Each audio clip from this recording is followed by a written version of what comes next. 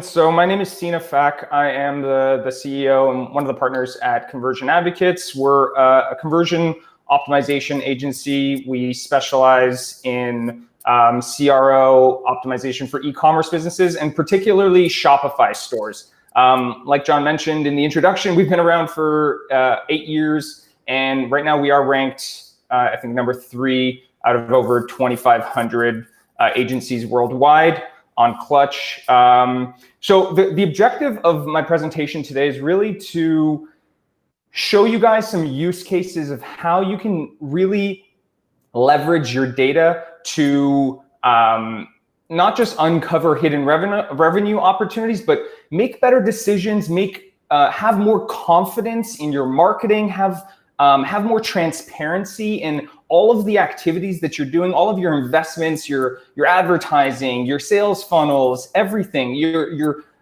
web design, everything, and how you can take that data and apply it to improve your conversion rates, your revenue, and just grow your business. And I want to just footnote this with people think that CRO is always about, changing button colors and layouts and design and all of that. And I mean, while that is a part of it, it's probably the smallest piece of the puzzle, because what optimization really is, for us at least, it's entirely founded on data and analytics. And the better you understand your analytics, the better opportunities you're going to be able to find. And that's why today I want to share with you just a few examples. I put 5+ because I put a little bit more than 5 just in case we have some time. And John, just let me know if I'm going over. But I want to show you how you can leverage, dig into your data, and right now, the data that you currently have, you don't need to do anything differently, but start looking at your analytics differently and start changing the lens that you look at your customers, their behavior, and what next steps you need to take in order to grow your business. So let's get started. So this is just so this is a comparison table between audience ages and conversion rates, conversion rates, audience ages, and sessions. So here we can see that, when we look at conversion rates broken down by audience age, surprisingly, 65+ is converting twice as much than most of the youngins here. So 18 to 44, they're converting half as much as the older audiences. But then when you look at the number of sessions, it looks like the company's investing a ton more into traffic and acquisition of this smaller or younger demographic. So when you look at the data here, it begs a few questions. Is the company investing in the right type of channels and marketing? Are they targeting the right type of audiences? And is their product market fit what they expected? Because there's a lot of assumptions about who your product is for. And I can't tell you the number of times I work with companies and they come to me and they say, I know my product is for this audience. This is my target audience. This is who they are. This is what we do. And we look into the data, and that's not the story that the data is sharing with us. So this type of information will allow you to sort of understand, well, how can we start targeting an older demographic? What does our product mean to this older demographic? Why are they interested? What are the features, the benefits of our product that they like versus this younger audience? What are the objections that they have versus a younger audience? And then you can start changing your marketing and your messaging and your even maybe start making a slight shift in your brand to fit the audience that's making you converting the best. And let's take this same data, this is from the same data set. We can look at 65+, it's the lightest color, sessions, right? So it has the lowest number of sessions, but it makes up a pretty significant portion of the revenue. And again, it's like, it just opens your eyes to what who is our audience and how can we serve them better? Because at the end of the day, like when you look at your website and you look at your conversion rates and you look at your revenue, it's an average, it's a blend. And until you start breaking it down and segmenting and really, understanding what's happening, you're going to be leaving some hidden revenue opportunities on the table. Okay, another example. So segmenting sessions by acquisition source. So here we can see that, they're spending a ton of traffic is coming from Facebook and then these other acquisition sources. Email's converting the best. Email equals dollars for most businesses, which is 100% true, especially for e-commerce. But here we can see that Facebook is converting at a fraction of all of the other acquisition channels. So what does this tell you? Well, first off, what's happening with our Facebook ad campaigns? Why are they converting so low? And this is, again, just one breakdown of even the Facebook data, because what you can do with this will, again, just hint to you that there is a problem. If you look at this, there's 30,000 sessions and it has the lowest conversion rate. Well, how do we look deeper into this? And what you can do is maybe take your Facebook traffic and then break it down even further. Okay, well, what are the different campaigns that are happening and being driven to our website?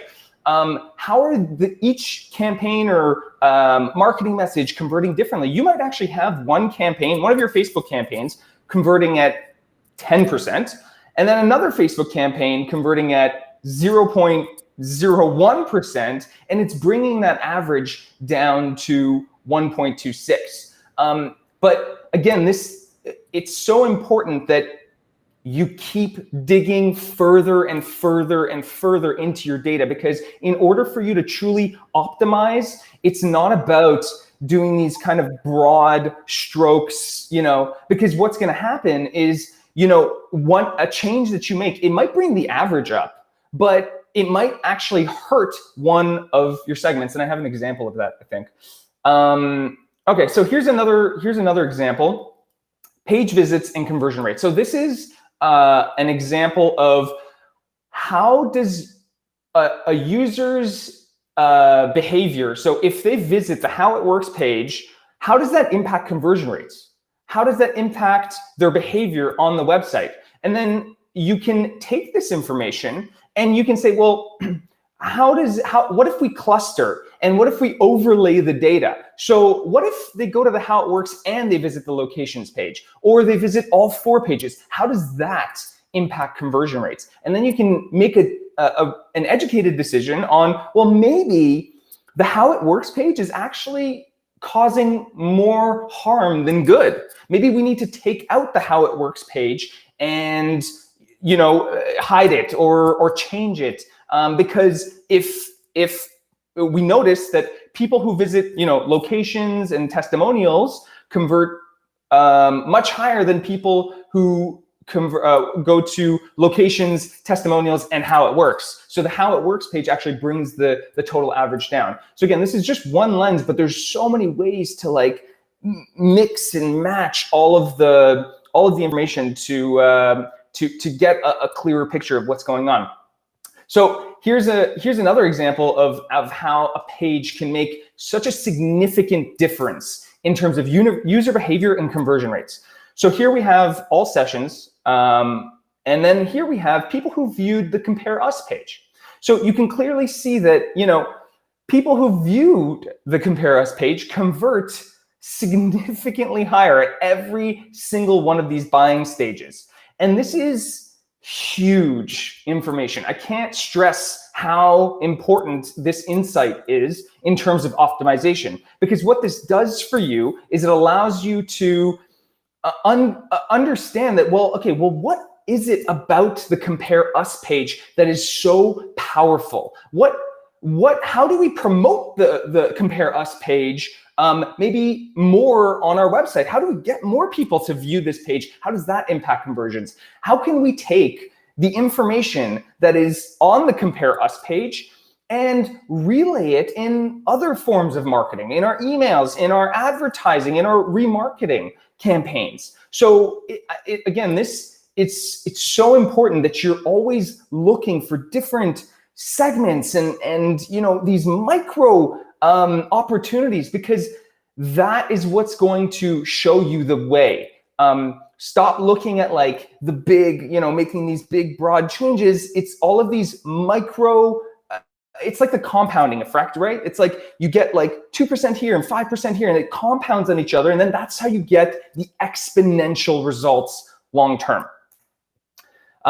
So everyone knows speed and page loading times is super important. And I just wanted to share this with you if you forgot, because you can see that there is a significant correlation between page load times, between devices and conversion rates. So devices that load faster, this is just mobile devices, convert at a much higher percentage. And there's a very, very clear correlation between them. So you need to be looking at all of these different segments of your audience, because that's what's going to show you how to improve your conversion rates. And the thing is, like, this opportunity here is, it's so easy to fix. You don't even need to test anything. This is just a fundamental user experience problem.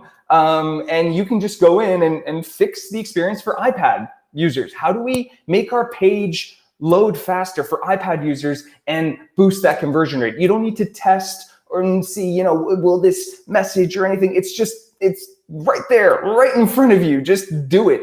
Simple. Here's another example.